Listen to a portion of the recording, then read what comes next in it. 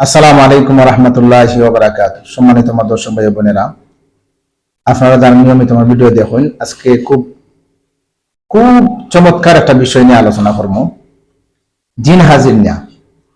আমি প্রায় সময় জিন হাজির করি। আমরা জিন হাজির করার সময় রোগীর মাথার মাঝে তাবিজ বান্ধা তেলাওয়াতের মাধ্যমে আমরা জিনকে হাজির করি। এখন আবার প্রায় সময় অনেক ভিডিওর মধ্যে অনেক মানুষে দেখছেন, যেটার কারণে অনেক মানুষে বাজে মন্তব্য করেন বা অনেকের ভিতরে কুধারণায় বসবাস করে যে জিন হাজির হওয়ার সময় প্রায় সময় আমি ভিডিওর মাঝে আপনারা দেখছেন বা দেখরা যে কিছু মিষ্টি ফুল ফল এগুলা সামনে রাখার পরে জিনকে ডাকি, এরপরে জিন হাজির হয়। তো এইগুলা ইসলামের মাঝে নাই। জিন হাজির করা একবারই ইসলামের মাঝে নাই। জিনটা হাজির করা ইসলামের মাঝে একবার নিষিদ্ধ। আমরা জিনটা হাজির খেনে করি, জিনটা হাজির না করলে পরে দেখা গেছে তার তদবির করলে পরে এর রোগীটা সফলতা আয় না।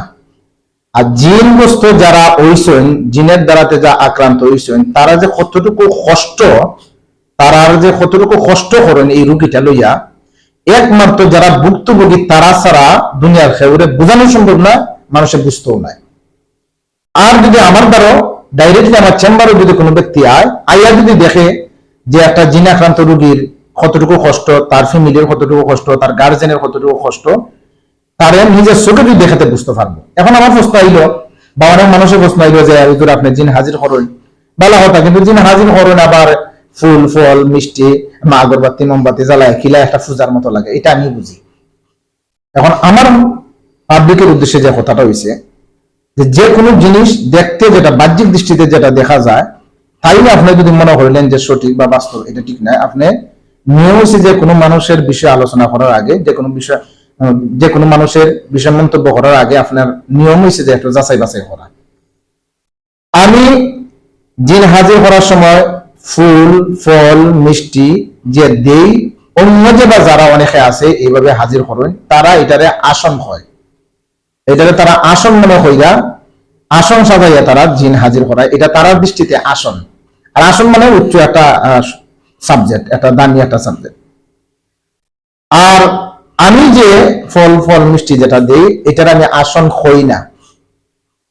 এগুলা অপছন্দনীয় জিনিস, আমি অপছন্দ করি, কিন্তু রোগীর স্বার্থে, রোগীর বাঁচাইতে গিয়া, রোগীর চিকিৎসা সফল হইতে গিয়া আমি এগুলা দেই। এটা একমাত্র আমি কিছু যে বন্ড জিন আছে মানুষের মাঝে, যেভাবে ফরেজগার মানুষ আছেন, আলিমুলামা আছেন, বালা মানুষ আছেন, কোরআন হাদিস অনুযায়ী চলে, কোরআন সুন্নাহ অনুযায়ী চলেন। আবার মানুষের মধ্যে কিছু বন্ড আছে যে নামাজের দাঁড়ি নাই, রোজার দাঁড়ি নাই, আলিমুলামার সাথে কোনো সম্পর্ক নাই, কোরআন হাদিসের দাঁড়ি নাই, এমনকি কোরআন হাদিসের বিরুদ্ধে চলে, হ্যাঁ, নাস্তিকবাদী। জন্দুল্লাহকে আমরা মানুষের মধ্যে দেখবা কিছু কিছু মাজারও বলতো কিছু পাগল ছাগল আউল আছে, এটা দেখবা রাইতে দিনে মাজারের মধ্যে ফরি দেখে লাল শালু কাপড় বান্ধিয়া, গলার মধ্যে তসবি 3 কেজি 4 কেজি ওজনে তসবি দিয়া এটার বই আছে। তার দ্বারা যদি আপনি কোনো আলিমুলামার কথা মাতুন, যদি কোনো কোরআন হাদিসের কথা মাতুন, তাহলে দেখবা হ্যাঁ চলে যায়। কেন হে আর একটা জগত, বন্ধামি একটা জগতে বসবাস করে। তদ্রুপ যখন তার সামনে গিয়া হইলে পরে বালা কিছু করলে পরে হ্যাঁ উল্টা চলে যায়। আমি নিজে দেখছি, আমি কইছি তুমি যে এইগুলা যে লাগাইছো নামাজ পড়নি, নামাজ কি আর এটা মনের নামাজ, অন্তরের নামাজ, তোমরা কি চিনো, শরীয়তের মুল্লারা তোমরা কি চিনো, এটা হলে মারিফত আছে। এবং কি কোরআন হাদিসের কথা হইলে আরো চলে যায়। তাহলে সে একটা বন্ডামির জগতের মধ্যে বসবাস করে। তার সামনে যদি মোমবাতি একটা জ্বালাইন বা তার সামনে যদি একটা আসন দেন, হে আসনকে খুব সম্মান খুব ইজ্জত করে। তদ্রুপ জিনের মাধ্যমেও বন্ডা মার্কা কিছু জিন আছে। এগুলো যখন আমরা কোরআন থেকে আয়াত পড়ি, তেলাওয়াত করি, তখন হ্যাঁ মানে পাত্তা দেয় না, দাম দেয় না। সেটা হচ্ছে বন্ডা মানুষ যেভাবে কোরআন শরীফে দাম দেয় না, পাত্তা দেয় না। যখন একটা ফুল ফল মিষ্টি দিয়া যখন আমরা ডাকি, তখন দেখা গেছে হ্যাঁ দৌড়ে হাজির হয়ে যায়। কেন হ্যাঁ বুঝে যে এটা বড় গুরুত্বপূর্ণ, আমার আসন দিয়া ডাকেন, খুব গরম খুব পাওয়ার, এই জন্য হাজির হয়ে যায়। আমারও উদ্দেশ্য হয়েছে যে আগে তারা হাজির করা, হাজির করে তারা দৌড়া ফিটানি মারানি মাইরা তারা ঠিক করা, হাজিরটা হওয়া। যেহেতু যে তার যে লাইন, এটা একমাত্র তার একটা যেভাবে বর্ষির মাঝে যেমন একটু পালাইয়া মাছরে দেখানিও, তো গ্রুপ তারে আমি একটা তার গন্ডামির লাইনে তারে একটা দেখি, কিন্তু এটা আল্লাহর কসম, এটা আসল না বা এটা দামি কিচ্ছু না, এটা ভ্রান্ত, এটা বাদ একটা জিনিস। ফুল ফল মিষ্টি এগুলা বাদ জিনিস, মানে জিন হাজির করা বাদ জিনিস। কিন্তু আমি করি একমাত্র যে রুগীটার এখানে সুস্থ করা যায়। একটা রুগী নিয়ে যায় কতটুকু কষ্টে গার্জেন ওগুলো থাকে, এটা আসলে আমার ভিডিওর মধ্যে মোটামুটি পাইবা, আর বাস্তবে আমার চেম্বারে যারা আইন তারা পাইবা।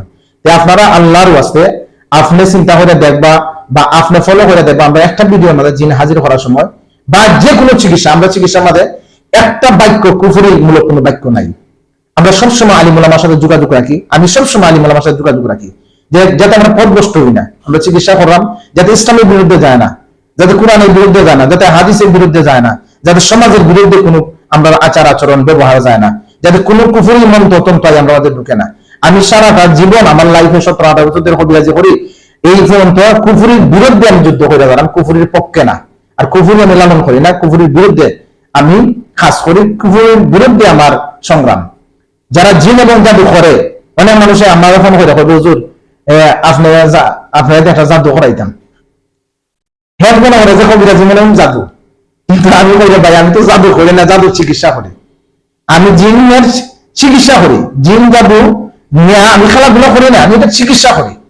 জাদু যারা করে জাদুর বিরুদ্ধে কাজ করি, জাদু বস্তু যারা তারা আমি চিকিৎসা করি, আমি জাদু করি না, জাদুর বিরুদ্ধে। আমি যারা জাদু করে তার বিরুদ্ধে আল্লাহ রসুল বলছেন, যারা জাদু করে, যারা জাদু চর্চা করে তারা হত্যা করো। কেন? এটা মুসলিম থেকে মুসলমান থেকে বার হয়ে যায়। জাদু মানে শয়তানের পূজা করা, আল্লাহরে অস্বীকার করা।